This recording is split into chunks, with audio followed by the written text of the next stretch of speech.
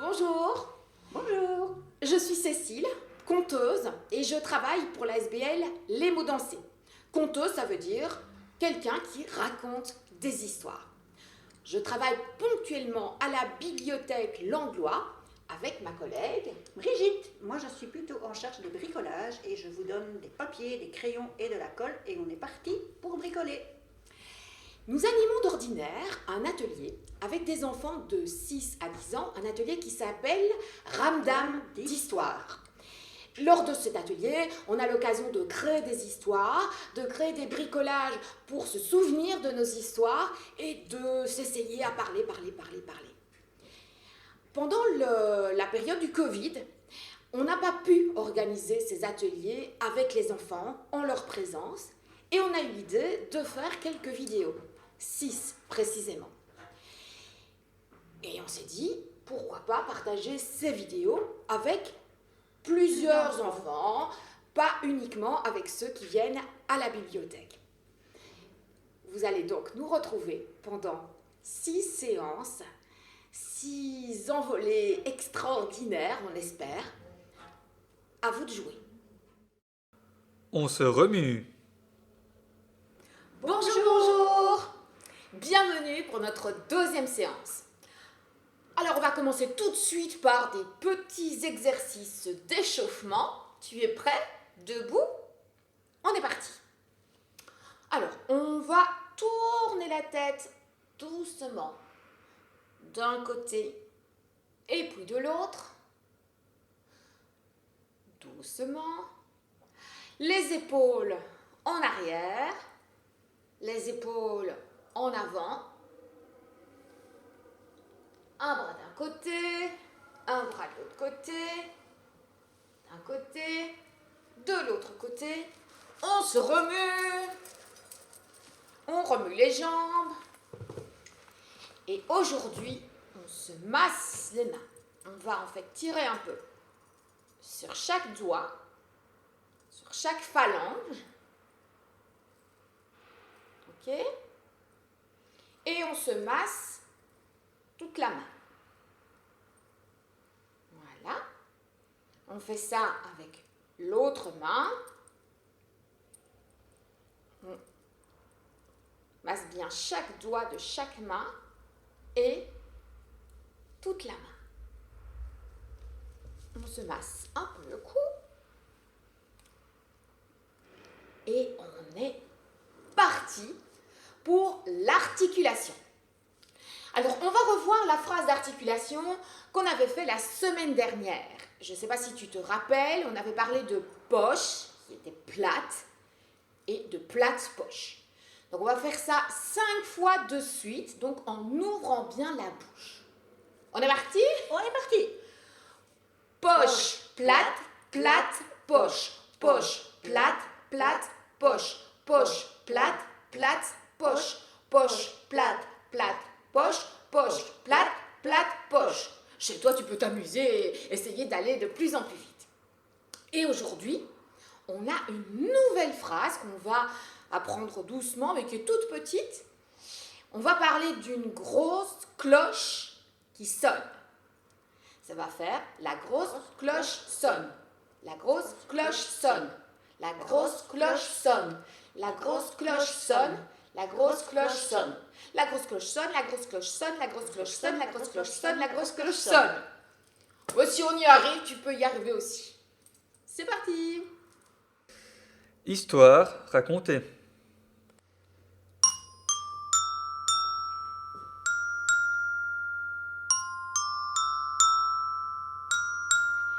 Histoire racontée.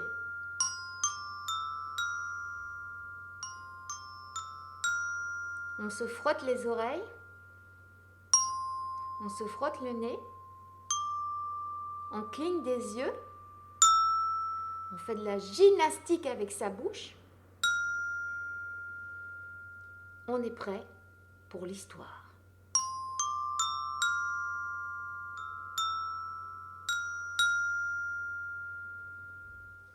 Un fils et son père marchent dans une forêt. Ils se rendent au village quand ils aperçoivent qu'au milieu de la forêt, tous les arbres sont noirs, entièrement noirs. On dirait que quelque chose est passé par là. On dirait que quelqu'un les a agressés. Le père, le fils regardent un peu aux alentours et ils sentent une présence étrange dans la forêt.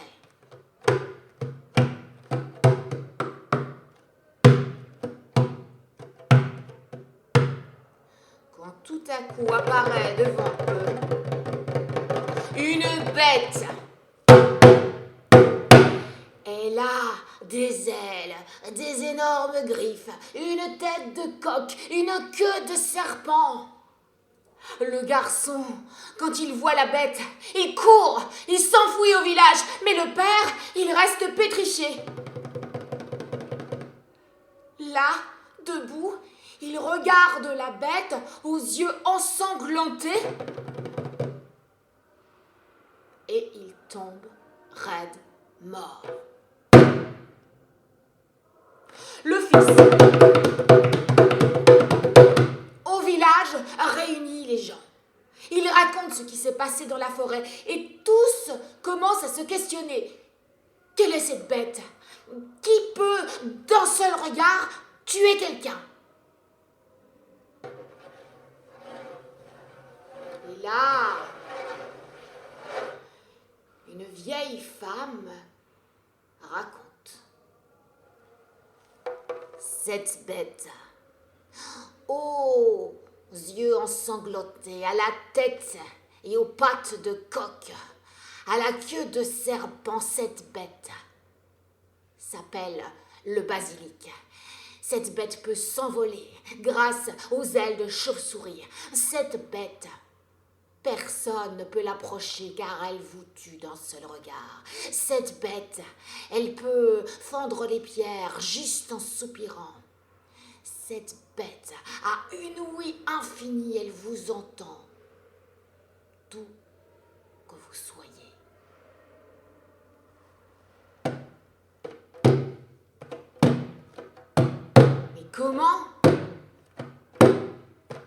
Mais comment se débarrasser de cette bête?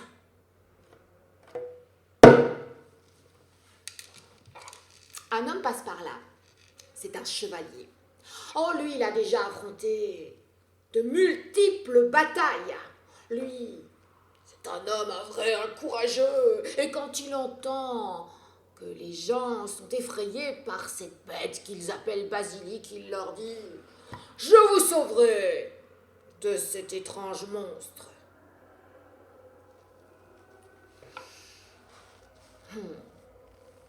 Il réfléchit.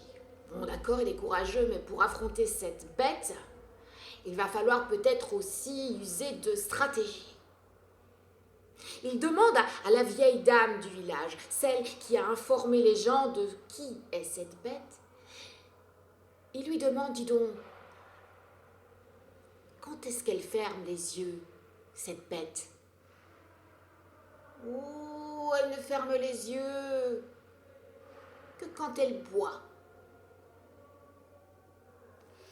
L'homme s'en va en essayant de trouver une solution pour combattre la bête. Ce soir-là, il est dans une chambre chez l'aubergiste. Ce soir-là, il se regarde dans la glace et il voit son visage effrayé. Et en se regardant, il a une idée. Cet homme part chez lui. Il rentre. Il est absent pendant 2 jours. Au village, tout le monde s'inquiète. Peut-être il a eu trop peur. Peut-être il ne veut plus affronter la bête. Mais quand il revient...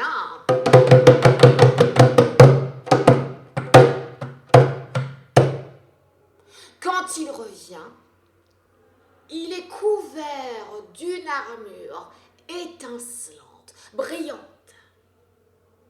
Il a couvert son armure de morceaux de cristal. Même sa visière peut refléter un visage. Cet homme armé de multiples miroirs, s'en va affronter la bête. Le basilic entend l'homme, le chevalier à l'armure de cristal. Le basilic bombe le torse. Il est déjà sûr de sa victoire. Il sort de sa grotte. Il aperçoit le chevalier de cristal. Et là, quand il se voit dans les miroirs du chevalier, il s'effondre en cendres, tué par son propre reflet. Le chevalier de cristal a vaincu le basilic. Celui-là même qui s'est tué tout seul en se voyant dans un miroir.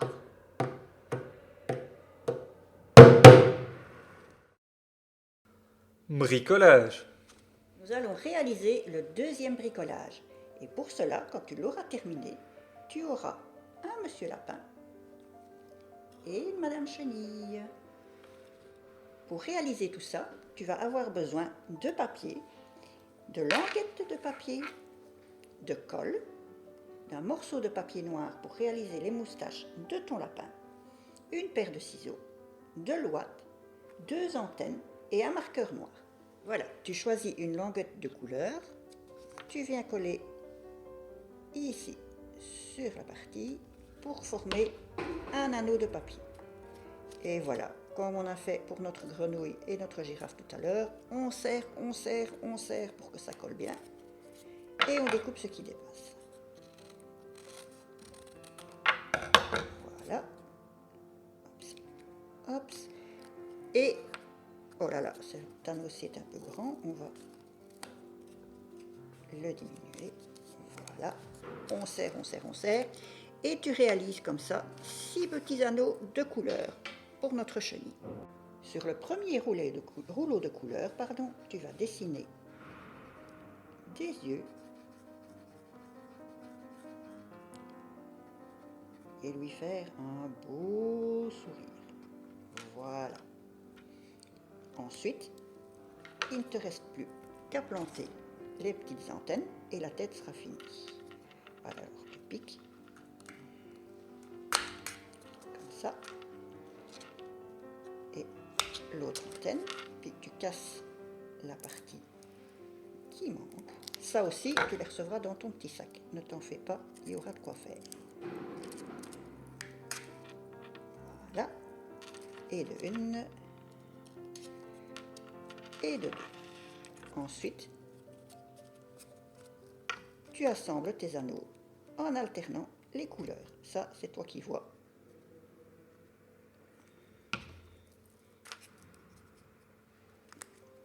Et comme d'habitude, on presse pour que la colle tienne bien.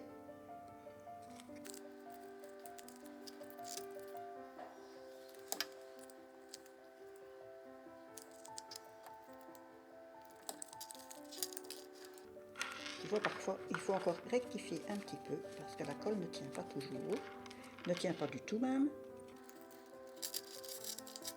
On va décidément, on recommence l'opération.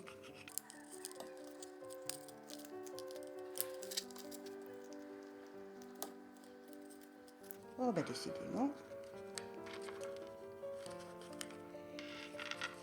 Si ça ne tient pas, tu peux éventuellement fixer avec un petit peu de papier collant. Et maintenant, nous allons mettre la tête sur le corps de notre chenille.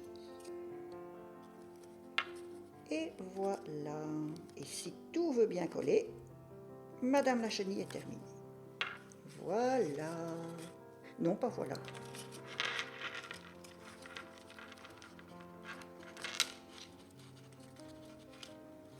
Ben écoute, je sais pas ce qu'il y a. La colle ne tient pas. C'est pas défaut d'en avoir mis. Hein. Voilà, j'espère que ça va tenir. À toi de jouer. Voilà, comme pour la chenille, tu vas former des anneaux avec des languettes de papier. Sur l'anneau qui va te servir de tête, tu lui dessines un museau et des petits yeux. Nous allons ajouter des oreilles.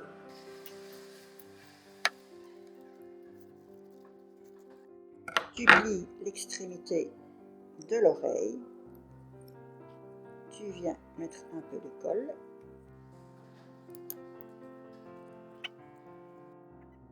Et nous allons faire la même chose avec la deuxième oreille. Et de nouveau, on assemble nos petits anneaux.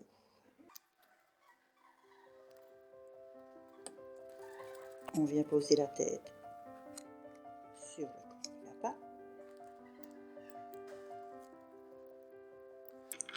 On vient coller le deuxième anneau. Là, on prend un petit bout de latte. Là. Et on vient le coller ici pour faire une petite queue. Voilà. Il ne nous reste plus maintenant qu'à lui faire une jolie paire de moustaches. Pour ça, tu prends un morceau de papier noir que tu coupes en fines languettes, mais pas jusqu'au bout. Tu fais la même chose de l'autre côté. Et tu ajustes. Voilà. Tu peux. Ici. Là. Si c'est un peu trop grand, tu redécoupes. Et voilà, les moustaches sont presque finies. Tu coupes s'il faut la petite partie du milieu. Un petit peu de colle et c'est terminé. Maintenant, tu peux rectifier son visage en lui redessinant, pardon. Et voilà, notre petit lapin est terminé. Et voilà, nous avons terminé la deuxième série de bricolage. À toi d'inventer de nouvelles aventures avec tes deux nouvelles marionnettes.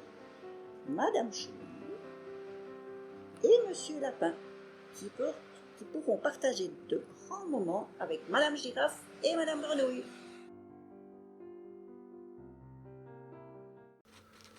On parle, on joue. Et voilà, on joue après les histoires. Alors j'espère que tu as aimé cette histoire de chevalier au cristal. Maintenant, je vais te proposer des petits jeux, des petits exercices à partir de cette histoire.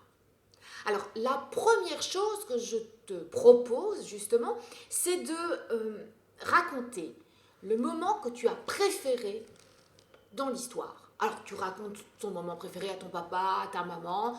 Enfin, tu racontes ce que tu as aimé, ce qui t'a touché. Et c'est encore mieux si tu peux expliquer pourquoi tu as aimé ce moment-là. Je te laisse faire.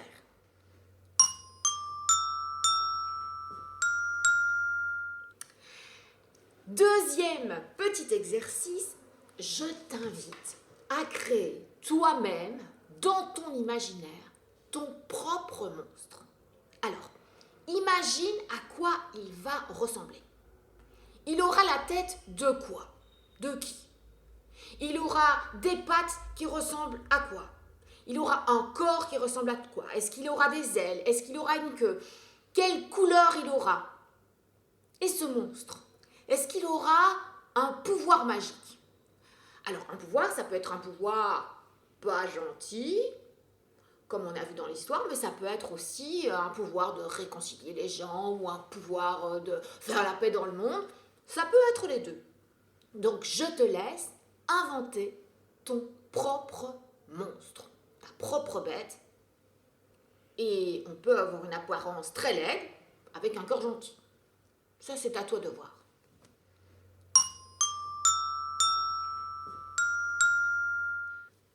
Troisième petit exercice, je te propose maintenant d'inventer ton héros. Alors, dans l'histoire, le héros, c'est un adulte, un homme, mais un héros, ça peut aussi être un petit garçon, une petite fille. Quel âge a-t-il? Ça peut être une vieille personne, ça peut être même un arbre qui parle, qui bouge. Un héros. Et ton héros, essaye d'imaginer à quoi il ressemble, tu peux même parfois essayer de le dessiner, ou en tout cas de le dessiner dans ta tête. Et puis, tu peux aussi imaginer pouvoirs à ton héros. Alors peut-être il n'en a pas de pouvoir, je ne sais pas. Peut-être qu'il n'a pas du tout de pouvoir, mais que c'est un héros très courageux. Ou que c'est un héros qui parfois est un peu bête, fait plein de bêtises, mais en faisant des bêtises, hop, il arrive à trouver des solutions. À toi de voir.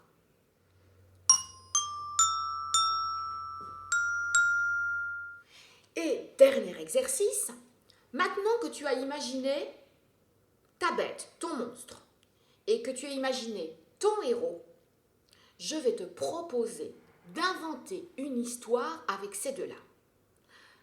Alors attention, consigne particulière pour inventer ton histoire. Je te propose d'inventer une histoire donc avec un monstre, une bête, un héros, mais dans cette histoire, le héros n'est pas courageux du tout, mais il est très intelligent. Et le monstre, je te le laisse à ton appréciation.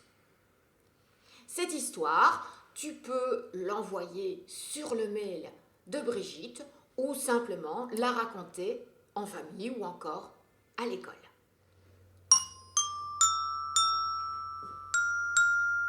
On arrive tout doucement à la fin de la séance et on espère sincèrement que ça t'a plu.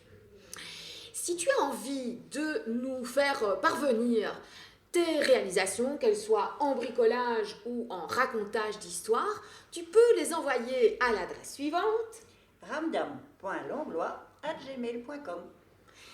Et si ça t'intéresse de participer à cet atelier Ramdam d'histoire, en vrai, en présentiel, avec toi et nous dans le même local, tu peux aussi t'adresser À la même adresse, ramdam.longlois@gmail.com. Attention, cet atelier, je le répète, est destiné aux enfants de 6 à 10 ans et il est important d'être déjà en première primaire pour commencer cet atelier. Et bienvenue